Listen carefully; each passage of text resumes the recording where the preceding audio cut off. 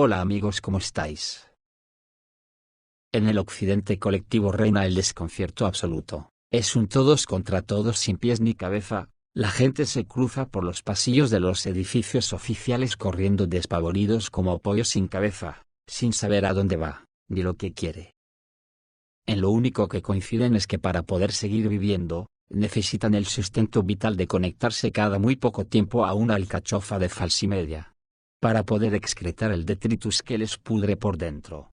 En cuanto al resto de su quehacer diario, no saben nada de nada, solo corren y corren, a lo Forrest Gump, de alcachofa en alcachofa, para poder sentir que están vivos aunque no tengan cabeza. Son auténticas máquinas de excretar declaraciones a tutiplén, cargadas de odio al oponente y a Rusia, y entre esta pandilla de taraos, tenemos que convivir nosotros los ciudadanos occidentales, que como único aliciente de la vida, nos han organizado una gran feria, para que podamos ir de barraca en barraca armados con una papeleta de voto a modo de proyectil, para que disparemos a uno de los descabezados que corren y corren, y al que le demos se queda con nuestro voto, y así día tras día. Cuando esta guerra termine, si es que la civilización se salva, espero que podamos juzgar a toda esta cátedra de paniaguados al servicio de las élites, que han fomentado este capitalismo salvaje que está hundiendo a los pueblos en la miseria y en guerras perpetuas. Ahora los tenemos a todos desfilando por los palacios de su amo, el auténtico responsable de todo lo malo que ha pasado en el mundo desde hace más de 100 años, y que ha tenido a su servicio a los paniaguados. Ahora resulta que el amo los ha dejado tirados de una manera que nunca se pudieron imaginar. ¿Cómo se lo iban a imaginar si no tienen cabeza? Ver estos días las patéticas imágenes de nuestros queridos líderes nazis, siendo humillados en Washington, uno detrás de otro, a mí me hace pedir a gritos un nuevo juicio de Nuremberg, pero en las plazas públicas y por juzgados populares, porque la humanidad no puede sobrevivir de cara al futuro con personajes siniestros como los que gobiernan la entelequia llamada Unión Europea y Estados Unidos, el llamado Occidente colectivo. La última humillación es de ayer mismo, cuando la siniestra Caja Callas, esa que os dije un día que haría bueno a Borrell, ayer no fue ni recibida, ni protocolo ni hostias. Marco Rubio la mandó a hacer el cursillo de agronomía. La reunión entre el secretario de Estado de Estados Unidos Marco Rubio, y la representante de la Unión Europea para Asuntos Exteriores y Política de Seguridad, Caja Callas, fue cancelada en el último momento debido a problemas de agenda, informó la alcachofa Euronews. El encuentro bilateral, que esperaban difundir las alcachofas de Falsimedia el miércoles, se ha ido al carajo. Callas, que se encuentra de visita oficial en Washington para abordar el conflicto ucraniano y la nueva dinámica de las relaciones transatlánticas, se entrevistará con representantes del Congreso estadounidense, según su portavoz europeo. Toda una humillación. ¿Pero qué nueva dinámica?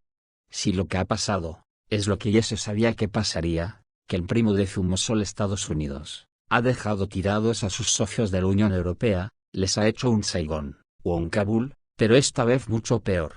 Porque encima está dispuesto a aliarse con su ancestral enemigo con tal de que pueda sacar tajada para su maltrecha economía.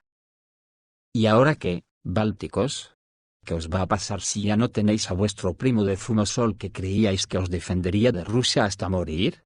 Vosotros, que amparados en el primo de Zumosol, erais los que más rusofobia supurabais por todos los poros de vuestro cuerpo. También ahora estáis dispuestos a invadir Rusia como hizo la OTAN en Kursk, tal como dijisteis no hace mucho tiempo. Hasta que llegase la caballería. ¿Qué putada os ha pasado? Vuestro primo de Zumosol os ha dejado bien en ridículo. ¿Qué tienes que decir, Caja Callas? Sois patéticos. Nadie sabe cómo terminará esta guerra, porque es muy complicado adivinar lo que un pollo sin cabeza puede llegar a hacer, o a provocar de Rusia y China. Pero sea como sea, la cosa se nos pone jodida a los occidentales por culpa de tantos sátrapas que nos gobiernan. Dicen las noticias que Ucrania está preparando una ofensiva desesperada contra Rusia, como último recurso para que el primo de Zumosol lo agradezca. Al mismo tiempo, la cabeza principal de la Hidra ha dicho que Ucrania recibirá mucho equipo militar y el derecho a luchar. El presidente de Estados Unidos, Donald Trump, ha revelado planes ambiciosos para la cooperación futura con Ucrania, diciendo que Kiev obtendría beneficios significativos si se llega a un acuerdo con Washington. Según él, esto implica la entrega por parte de Ucrania de 350 millones de dólares, que según Ucrania han sido asignados a Ucrania en forma de ayuda, así como el suministro de una gran cantidad de equipo militar. Además, subrayó que el acuerdo dará a la parte ucraniana el derecho a continuar la guerra, es decir, mantener el apoyo militar activo en el conflicto con Rusia. La declaración fue hecha durante una conversación con periodistas en la Casa Blanca, donde Trump enfatizó un enfoque pragmático en las relaciones con Kiev, vinculando la ayuda a los intereses económicos de Estados Unidos. ¿Ves, amigos? Como no tantito así. Trump explicó que el acuerdo en cuestión daría a las empresas estadounidenses acceso a los ricos recursos naturales de Ucrania, incluidos tierras raras, petróleo y gas. Calculó su costo potencial en $1 billón, considerándolo como una compensación por el apoyo ya brindado. En su opinión, tal medida permitirá a los contribuyentes estadounidenses recuperar su dinero invertido en Ucrania desde el comienzo del conflicto. El presidente destacó que, en su opinión, Europa no ha contribuido lo suficiente a ayudar a Kiev y ahora Estados Unidos pretende aprovechar sus inversiones utilizando los recursos estratégicos de Ucrania como garantía de una mayor cooperación. Fuentes de Internet confirman que el interés de Trump en los recursos minerales ucranianos no es nuevo. A principios de febrero, como informó NBC News, ofreció a Zelensky intercambiar ayuda militar por acceso a recursos, valorándolos en $500 millones, que luego aumentaron a $1 billón. La propuesta se enmarca en su concepto de Estados Unidos primero, donde la política exterior está subordinada al beneficio económico. Según Reuters, Zelensky aceptó el acuerdo marco después de una reunión con Trump en París el 7 de diciembre de 2024, aunque enfatizó públicamente que la prioridad de Ucrania era la seguridad, no solo las finanzas. Ante esto los aliados europeos reaccionaron con alarma a la iniciativa. Como señala la revista Politico, Francia y Alemania temen que el acuerdo aumente la dependencia de Kiev de Estados Unidos, dejando a Europa al margen. El ministro de Finanzas francés, Bruno Lombard, había propuesto anteriormente un plan alternativo que involucraba fuerzas de paz europeas. Pero sus comentarios sobre la voluntad de Europa de asumir más responsabilidad ahora suenan como un intento de preservar su influencia. Por eso, amigos, vengo diciendo que no tantito así. Nadie sabe por dónde saldrá el tiro. Un día se promueve en conversaciones de paz con Rusia, pero al mismo tiempo pone el garrote encima de la mesa para amenazar a Rusia de que podría ayudar a Ucrania por dinero, o sea, mercenarismo puro y duro. Por eso el jefe de la diplomacia rusa, Sergei Lavrov, enfatizó ayer mismo que para resolver la crisis ucraniana hace falta eliminar sus causas fundamentales. No se puede solo congelar el conflicto en el frente. El ministro de Exteriores de Rusia, Sergei Lavrov, ha declarado este miércoles que la idea de simplemente congelar el conflicto en la línea de contacto no es viable, ya que la gente de habla rusa que se quedaría en el lado ucraniano sufriría por las leyes racistas del régimen de Kiev. Por esta razón, el planteamiento de desplegar en suelo ucraniano algún tipo de tropas como lo pretenden hacer París y Londres, según su visión de garantías de paz para Kiev, es una propuesta vaga, dijo Lavrov, que dejó claro que lo principal para resolver el conflicto es eliminar sus causas fundamentales. En este sentido, explicó que el problema no tiene que ver con la ausencia de fuerzas de paz en Ucrania, sino con el deseo de arrastrar al país eslavo a la OTAN, con el fin de crear en su territorio una infraestructura militar dirigida contra Rusia, además del exterminio total de los derechos de los rusos y de los rusohablantes que residen ahí. Ucrania debe liberarse de las leyes racistas. Lavrov hizo referencia a algunas de las propuestas de congelación del conflicto que proponen dejar la línea de contacto, dividiendo los territorios entre Rusia y Ucrania. En primer lugar, esto no sucederá. Tenemos la Constitución basada en la expresión de la voluntad del pueblo. Y en segundo lugar, lo que queda de Ucrania también debe liberarse de las leyes racistas, aseveró. Allí también hay personas a quienes les resulta más cómodo hablar el idioma ruso y las que desean preservar las tradiciones de sus antepasados, que se criaron dentro de la cultura rusa, hizo hincapié el ministro. Por lo tanto, Los mecanismos tan simples como el despliegue de tropas en Ucrania no servirán, por lo que tendremos que hablar de las causas fundamentales, reiteró Lavrov. En un claro aviso a navegantes de que Rusia no va a hacer ninguna concesión a Estados Unidos, sobre los objetivos que Rusia marcó el día que comenzó la operación especial en Ucrania, y ya conocida hasta la saciedad por todo el mundo salvo por los pollos sin cabeza. Ahora mismo la posición de la OTAN en la región de Kursk se complicó gravemente al tomar Rusia bajo el control de las Fuerzas Armadas de la Federación Rusa. Las carreteras de Suza, Yunakivka y Sumy, pero Zelensky ordenó aguantar hasta su visita a Tran. Lo que quiere decir que ya se dan por derrotados del todo, en una aventura que le ha costado a la OTAN y a Ucrania la vida de más de 50.000 soldados y material militar para armar el ejército de cualquier país mediano. El Ministerio de Defensa de la Federación de Rusia informó sobre la liberación de las aldeas de Pogrevka y Orlovka en el norte del distrito ocupado de Suzansky. Los blogueros militares informan que hay una ofensiva de estas aldeas en dirección a la aldea de Malaya Loknia. En la zona de las aldeas de Novaya Sorochin y Staraya Sorochina de la Federación de Rusia, donde llevaron a cabo varios ataques exitosos, pero aún no se han atrincherado. También pronto se anunciará sobre el lanzamiento sobre Levedivka al este de Sverlikov. El avance general de las Fuerzas Armadas de la Federación Rusa en la región de Kursk ascendió ayer a más de 4.250 metros, y 31 unidades de vehículos blindados enemigos fueron destruidas, informa el Ministerio de Defensa ruso. La etapa clave de la ofensiva fue la liberación hace 2 semanas de Sverlikov, y luego la nominación del ejército ruso en la región de Sumy a la aldea de Novenko. Esto permitió mover los cálculos de los drones FPV a una distancia de menos de 5 kilómetros a la ruta principal de suministro H-07 de Sudzhia Sumy, a través de Yunakovka. Los datos de control objetivo muestran que esta carretera está actualmente plagada con equipos destruidos del ejército ucraniano, que nadie está evacuando. Las otras 2 carreteras de abastecimiento no pueden proporcionar el suministro a los ocupantes en la región de Kursk. Por lo tanto, en este momento, la situación del ejército ucraniano entró en el modo de muerte. Cada viaje a la región de Kursk y de vuelta está asociado con un enorme riesgo. La experiencia de la operación rusa en Ucrania muestra que desde la creación de tal cuello de botella hasta la eliminación del grupo, en promedio, se tarda de 2 a 3 meses.